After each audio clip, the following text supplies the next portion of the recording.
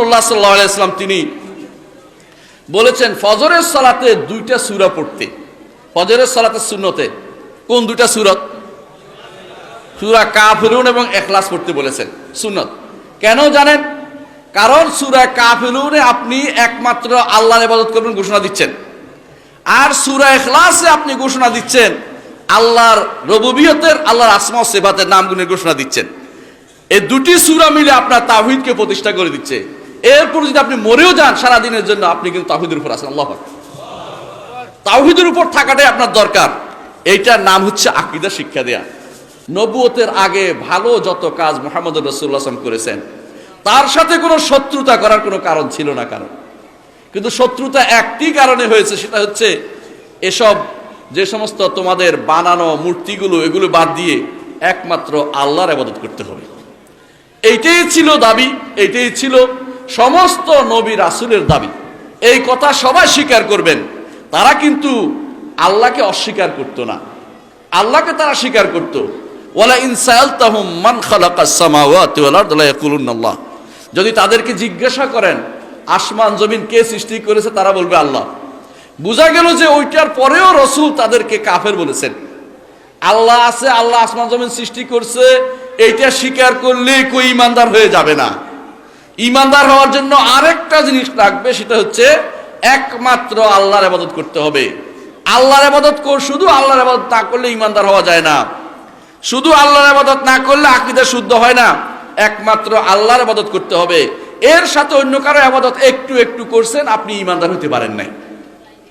প্রমাণ দেখুন, বদরের যুদ্ধে বের হচ্ছে আবু জাহল। বদরের যুদ্ধে আবু জাহল বের হচ্ছে। কার বিরুদ্ধে যুদ্ধ করবে? মুহাম্মদুর রাসূলুল্লাহ সাল্লাল্লাহু আলাইহি ওয়াসাল্লামের বিরুদ্ধে যুদ্ধ করবে। বের হওয়ার সময় কাবা ঘর ধরে কেঁদে কেঁদে দোয়া করছে আল্লাহর কাছে, আল্লাহ যে আমাদের ভাই ভাই শত্রুতা তৈরি করে দিল, যে আমাদের মধ্যে বন্ধুত্ব নষ্ট করে দিল, আমাদের সমাজ ব্যবস্থাকে শেষ করে দিল, আগামী দিন আপনি তাকে পিষে ফেলুন। আল্লাহর কাছে দোয়া করতেছে। কার বিরুদ্ধে দোয়া করতেছে? মুহাম্মদুর রাসূলুল্লাহ সাল্লাল্লাহু আলাইহি ওয়াসাল্লামের বিরুদ্ধে। চিন্তা করেন, তার তো আল্লাহকে মানে, তাই না? ঈমানদার হয়ে গেছে? জি না, উনি ঈমানদার ছিলেন না। এইটা তো ঈমানদার হয় না। আল্লাহকে ডাকলেই ঈমানদার হয় না, একমাত্র আল্লাহকে ডাকতে হয়। এই বিশ্বাস কেমন রাখতে হবে?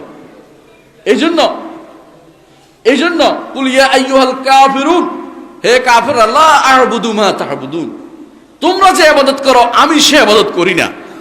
তোমরা ইবাদত করো কিছুক্ষণ আল্লাহর, কিছুক্ষণ অন্য কিছুর, ওই ইবাদত আমার দ্বারা হবে না। আমার দ্বারা একমাত্র আল্লাহর ইবাদত হবে। এজন্য বেলাল রাদিয়াল্লাহু আনহুকে টানা হতো মরুভূমির তপ্ত বালুতে। তিনি বলতেন আহাদুন আহাদুন আহাদুন, অর্থাৎ এক আল্লাহ ছাড়া আর কারো কথা বলবো না, এক আল্লাহ ছাড়া কারোর জন্য সেজদা করব না, এক আল্লাহ ছাড়া কারো কাছে মাথা নত করব না, এক আল্লাহর ইবাদতই আমি করব। এক আল্লাহর ইবাদতের বাইরে আমি সব মূর্তি বা এই সমস্ত যাদের পূজা তুমি করো, কোনো কিছুকে আমি মানি না। তিনি হচ্ছেন বেলাল রাদিয়াল্লাহু আনহু। কষ্ট পেয়েছেন, অথচ তার কাছে প্রস্তাব এসেছে। এই সূরা কাফিরুন সবাই আপনারা পড়েন। তার কাছে প্রস্তাব এসেছে, ঠিক আছে কিছুদিন তোমরা আমাদের ইবাদত করো, আমরা কিছুদিন তোমার একমাত্র আল্লাহর ইবাদত করে দেব। তিনি রাজি হন নাই।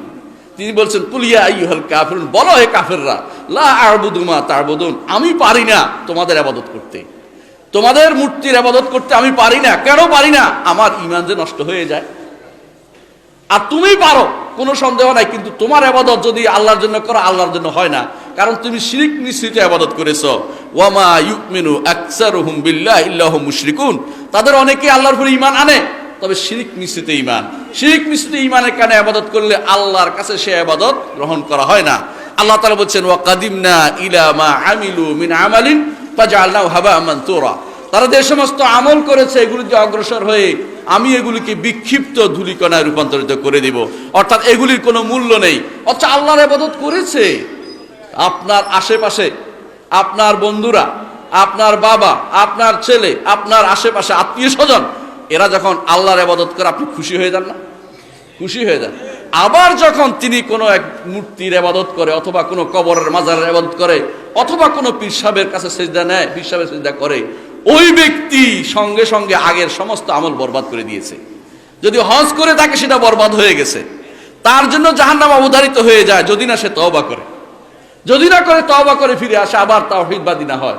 এর অর্থ হচ্ছে এই আকীদায় পড়তে হবে আপনাকে, সেটা হচ্ছে জগতের যারাই জান্নাতে যেতে হয় তারাই একমাত্র আল্লাহকে রব মানলেই চলবে না। আল্লাহকে রব মানি, আল্লাহর নাম গুণ মানি, সাথে সাথে একমাত্র আল্লাহর ইবাদত করি, আল্লাহ ছাড়া কারো ইবাদতে কোনোদিন আমি যাব না।